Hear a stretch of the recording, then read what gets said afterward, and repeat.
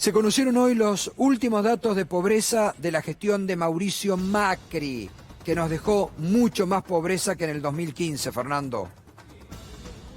Creció la pobreza a lo largo de su año, de su gobierno, de 25% que se puede estimar se ubicaba en 2015 a 38% con el que se fue en diciembre de 2019, con una particularidad. Estos 17 millones de argentinos, más casi 18 millones de argentinos que terminan en el nivel de la pobreza, fueron menos probablemente los que se esperaban, porque en la última etapa de su gobierno, Mauricio Macri, con el intento de ganar las elecciones, empezó a distribuir beneficios sociales, empezó a distribuir aumentos salariales y aumentos de AUH, y eso mejoró un poquitito los niveles de pobreza. De todas maneras, Gustavo, se va, ahí tenemos la cifra, 35,5% la pobreza que dejó.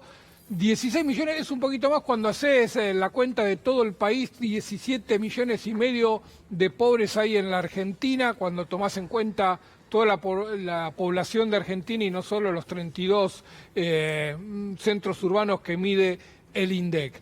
8 millones también hay de indigentes en Argentina. Ahí tenés muy interesante cómo fue evolucionando. 30,3 en 2016. Esta era la pobreza que había dicho Macri que consideraba el piso a partir del cual tenían que medir su gobierno. Esa pobreza fue después de todo el ajuste de 2016, cuando aumentaron desproporcionalmente todas las tarifas de servicios públicos y hubo ese pico de inflación de 40%. Aún así, después de 3 años de gobierno, la deja 5 puntos más arriba de lo que él creía que era un piso de la pobreza a partir de la cual iba a mejorar.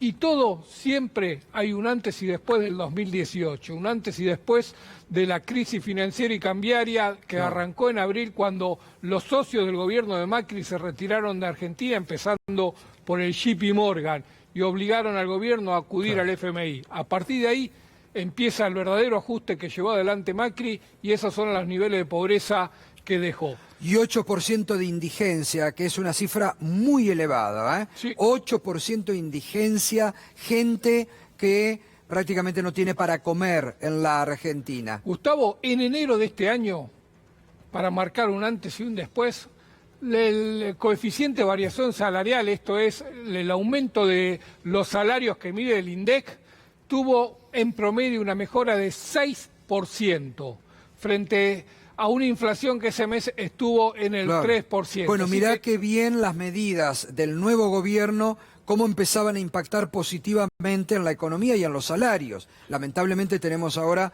la pandemia, pero fíjate vos, qué dato, en enero, por primera vez en los últimos 4 años, salarios le ganaron a la inflación. Qué importante ese dato frente a la pobreza que los inmorales dejaron en la Argentina y el 8% de indigencia. Gracias, Fernando. Memoria activa, ¿eh? Memoria activa, no olvidar los inmorales que hoy pretenden jugar con esto. Vamos a Estados Unidos.